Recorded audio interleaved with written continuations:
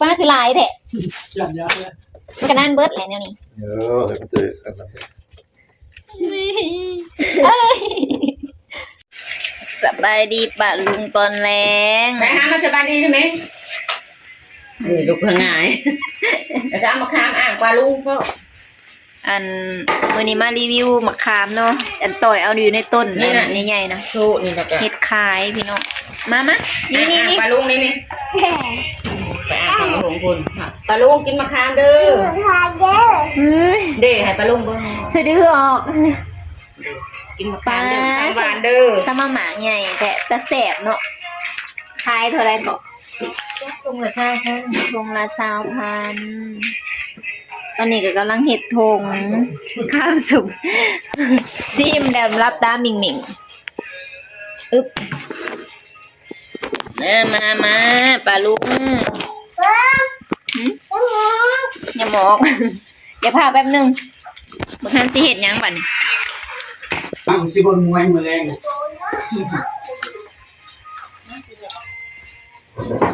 กินมะขามก่อนนะกินอย่างเด้อข้าวหวานจะมาหน่อยจับนะกูบอกฟองว่าเลิกแต่เวลามาเด็กมันก็เลิกหมดแล้ว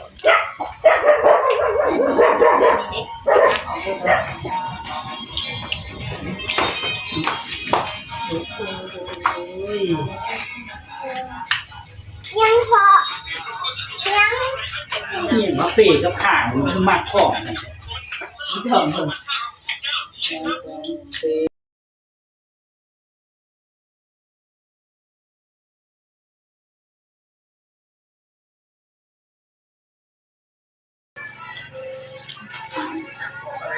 เต็ม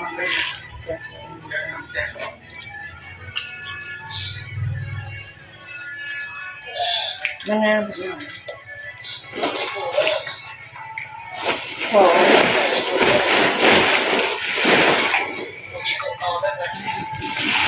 บริษัทซิมบอกเห็ดว่าไหนหน่อยแท้นะครับ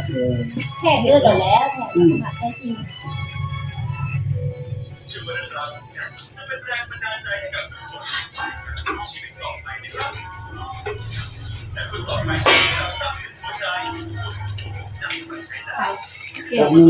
ผม5,000ส่งกระ200,000โลบะโล1เ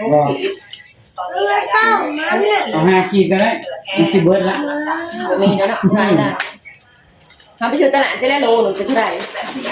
น้อยเดียวกับข้าว5 ขีด 9,000ก็ต้องเอา6ดอกเลยเหรอไม่น้อยบริณีแดงเด็ดด้วยบริเน่าหรอกทำเดือนมันมีขายครับบริเน่าครับผมเดือนไม่มีสบายนี่เต็มยังบริยังไงประมาณไม่บริลายเลยทำไรแบบเขาจะไปติดโอ้ยมันน้อยกับ20,000กับไม่สีนะเนาะฮะ6 ขีดแล้วครับจริงๆก็6 ขีดแล้วไม่ใส่ปุ๋ยจะโตหรอนี่ได้ซ้ำนี่ได้6 ขีดเอาแล้ว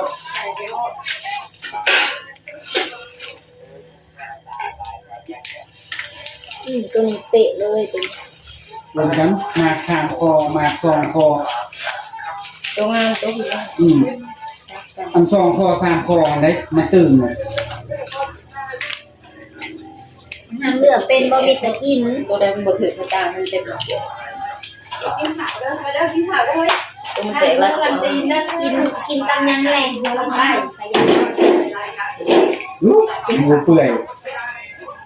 รู้สึกกินดีจังห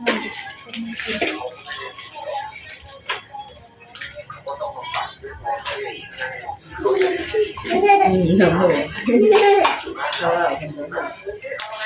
เด็ดหน้าโตห้างแมวบ่สิโมดซะหน่อยมันคือเล็กยังบริไทยเด็กเราอ้วนแล้วคือจะทักใหม่ไม่เหลือแล้วรวยซื้อยิ้วมาเด้อคือแต่แม่แล้วมันออกแต่กินผักได้เจ้าแก่ถือเลขเนี่ยชื่อละคนเอามาใส่มาแต่ในความรู้สึกเหรอกินยังตรงใกล้นี่คือเด่น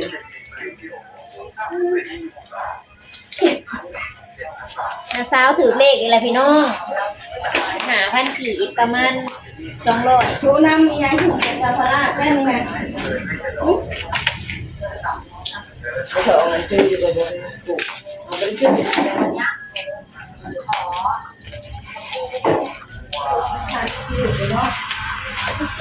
แล้วโหทายเลยจัดนะพนักงานเขาจะเฮือๆกับว่าเธอ เลขของแกเป็น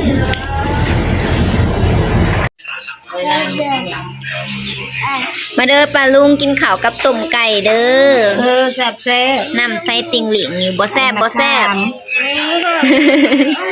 แซ่บบ่ดูแซ่บบ่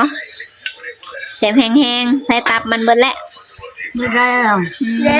รวดบอนน้องเด้อ ไก่ตีพอน้ำมันน่ะแซ่บแห้ง ผิวขาวนี่โอ้ยยังแทนโดน แม่น่ะก็บ่ได้สนใจป้อนข้าวลูกจ้อยแย่งๆอยู่แม่นบ่ตาขาวมาก ง่ายก็มา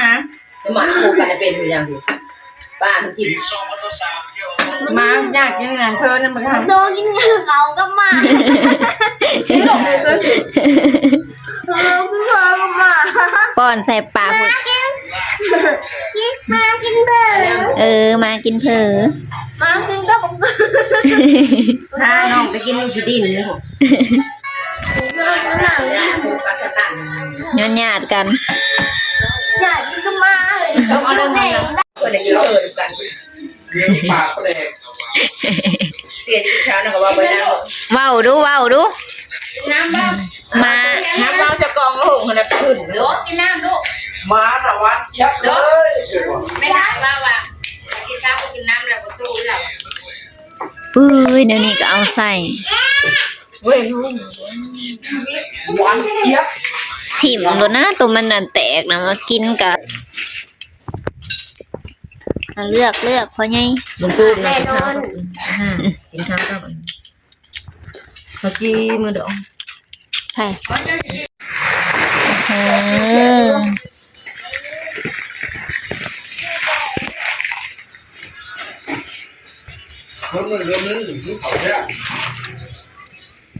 เฮากับสีซักก็เฮาบ่อยากเขาเฮาไปซื้อยาวิตามินน่ะกินเบิด3แพงเลยฮักยังคือเก่าบ่ได้อยากบ่ได้ยัง กูแวะมากับชัก เก็บถ้วยโฮงก่อนฮะ กินบ่พอซัก บ่ ซักนั้นเข้าไปน้ำเลือดด้วยทั้งกินจะมันยังคิดอันละหลอกละลายโอ้ยกระจายไป 3แพงละมิดย่อยๆ3นิ้วโป้ยนั่นมันค่าคอขยุกแต่ละมื้อนะเพื่อสิกลืนลง ไปแล้วไป กินก็ซื้อมา3แพงละแพง1 25,000 เตรียมโทรแล้ว บ่โทรก็อย่ากินอันนี้แล้วก็ถูกแล้วเฮานะบ่ได้ เบอร์หนามักใหญ่ ป้าหมาบักใหญ่หรือปลาลุงโอ้ยผู้นี้กะ อีด้าทำไมเลย มาเรียกกินเพิ่ง มาเรียกกินเพื่อเฮาเอามาเจออันนี้อีกแล้วนี่อย่าว่าเธอนี่มันบ่ทันเต็ม นี่มึงดูนี่มีแต่หมาใหญ่ โอ้หมาใหญ่ๆห้ามมันเปื้อนตัวนี้ มันเปื้อนแล้วบ่ ๆเสียดายเลยหมามักใหญ่ ไปใส่ต้ม จะไปจะมาอยู่ ใหญ่ ย้ำจะทงให้มันแล้วก็ ๆเอ มันมี อ หมาเน่า ตุ้ย เห็นเพิ่งตั้งแต่ เสียดายนี่หมาใหญ่ๆตุ้ยนี่ ไม่หวังเห็น อยากซอยอันนี้กะ อย่าไปใช้เลย หนักเด้ ใหญ่หมาตัวใหญ่เท่าตัว เก็บไปได้นะมันแห้ว ยังเอาใส่โลด แต่มันโหลน โหลดเฮาจอดอยู่ค่ะ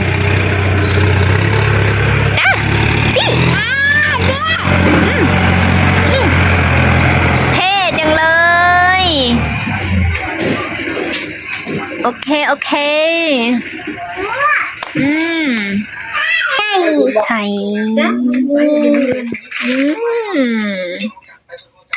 บ้านนี้แม่กับโบเห็ดโบเลือกก็มา มะขามสมหวาน บ่เป็นมะขามหวานนะมะขามสมหวาน ได้มันบ่เป็นตะเคียน อีหยังก็ขายเนาะ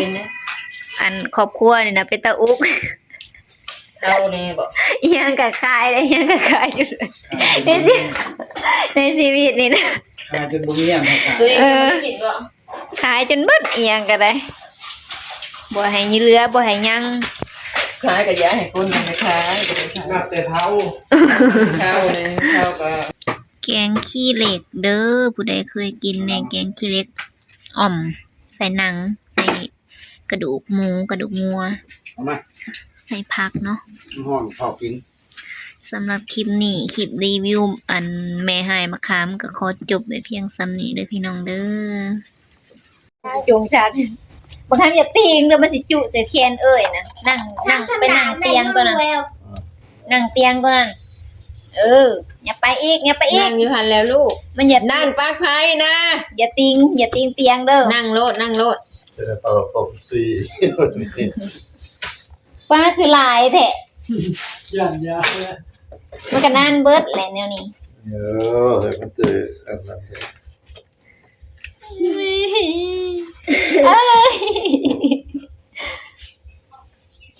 มาหามา เอาแบบบ่เจ็บเด้อ ตรวจฮอดปากนะระยะผมปิดเป็น น่ะเอาไปนั้น ไม่ใช่ เอาแบบบ่เจ็บเอาแบบบ่เจ็บ บริษัทจะไปบุญบ่ โอ้ยหนาวนี่นี่ กำอยู่ แดดนั่น พอซาซาให้เบิ่ง เดี๋ยวนี้ แม่อยาก จนหมดจากกว่า ได้ บุ ครั ญ บคลิปนี้จะมาเฮ็ดแบบซาซาให้เบิ่ง กัน นะครับ อยู่ จักเขา ไป เพิ่ เบิ่ ง ง เอา ว่า ให้ อยาก มัน มาเป็นหรืออยากฝึกหัด เอาไปเมื่อซ้ำเอาว่าเจ้าสิไป นี่ เถ เรา อะ จะมาใส่จะมานะครับ หุ้นบ่เลิก เขาก็ม้วนกันดิ ปล่อยบ่ มันชักแล้วนะ นี่นะฝึกม้วน ชักแล้ว พี่น้องนี่ประมาณนี้นะครับทำให้มันตรงนะครับให้ได้ฉากนี้นะครับอย่าลงมาทางไหนเล็กน้อยนะครับ พยังเจ็บอยู่ ไม่อีกนิดนะอีกนึงนี่จะเป็นหัวนี่ เจ็บ หยิบไปเลยครับเจ็บ บ่ นะครับ ได้เป้งชุด เอาสะเพียน ด้านนึงมันจะทำดูสามครับนะครับต้องทำแล้วก็ดันออกนะครับมัดยางไว้แบบนี้เลยนะครับ ไม่เจ็บวันนี้นะ ด้านที่สองนะครับ ค่อยๆก็ได้เด้ นี่นะครับนี่คือเป็น เพลงเพลงหลุดนะลุงเวลเห็ดบาทดีฮะ โอ้ยอย่าติ๊กเตียงอย่าติ๊กเตียง ลูก มันคือ ปล่อยแล้วมือนี่ปล่อยบ่ เอาไป ไม่ใช่เดิน เฮ้ยอย่าติ๊งอย่านั่งอยู่ซื่อ ได้สามก็ได้ เรื่องนั้นสิชอบงานนั้นล้านสิ มันตรงกันเห็นบ่จะมีไฟไฟพับ โอ้อ้นยังพวกตกแล้ว อีก มา แล้ แล้ว ว อีกนิดหน่อย เย้เลยแซ่ หักลงปึ๊บคิดเท่ากับตาดอกคือกันครับไปทางนี้ เป็นซาเบิดเลย ครับสามครับนะครับด้านหนึ่งจะเป็นแบบนี้นะครับไม่ต้องเกี่ยวกับเตะ ครับคงดังมามันลาครับ ห้ามอย่าติ๊งห้ามอย่าติ๊ง เรือได้เบิร์ดนะครับพี่น้อง เป็นห่าเรื่องหนู เก็บเบิร์ดครับ แล้วเป็นห่า โอ้ แต่ผมก็สิชอบ เป็นเลือดหนู เดี๋ยวนี่เจ็บนี่เขาได้แล้ว30 บาท ว่าค่าอันนั้นแล้วชักไม่เลื่อนไปนี่ด้วยเลยเขาว่า อายา เอาไป เกี่ยวนั่น หัวยาแล้ ค่ากระเพาะนี่ คือบอกคลายเนี่ยตัว คอยใช้นั่นแหละแต่ว่าถ้าก็กินยาของแวว เฮาเนี่ยเด้อ เอาข้างนอกนี้ค่าข้างนอกซึมเข้าไปนะเดี๋ยวเขาว่า เจ็บ หนูอันนั้นกินหนึ่งเด็ดแล้ว มีแต่ตัวนี้ กันนั้นบนกินกาธรรมดา เอ็กบ่มีบ่ เออ เฮาครับเอายันมันเจ็บกลางคืน เขาว่าชิชักเขาเห็นแล้วเขาเห็นเรา โอ้ยเฮ็ดเอาซื่อๆบ่ได้เจ็บ แล้วเขาเห็นเราเป่งซ่ามันจะ โอ้ยเราเป่งซ่าแล้วมันบ่เจ็บมันบ่ได้เจ็บเลยตอนเป่งมันหันเจ็บตอนตุด ห่วยของยาขาวเลยตะกี้มันคือการนั่นแหละตอนซัก บ่มัน ยา มันบ่ได้เจ็บ วันนี้เขาดีมันยาตอน ชอบแซ่ ขอบใจคือกัน คุณบายบายคุณเจม บ๊ายบาย ค่า500นี่คือ กินได้เลยโฮเมดหนึ่ง กินแกกินโลดปันกันคนละเม็ดสักยาวิตามิน อยากกินนี่ใส่ หนาคนนั้น ใส่เริ่มชิมเหมือนก่อนแล้วเผื่อมันมียาผิด ในเอ้ยในก่อนหนึ่งเอามาแทนในเตี่ย3ก่อน4ก่อนก็ได้บี้ให้ไอ้เตี่ยเนี่ย ปีนะ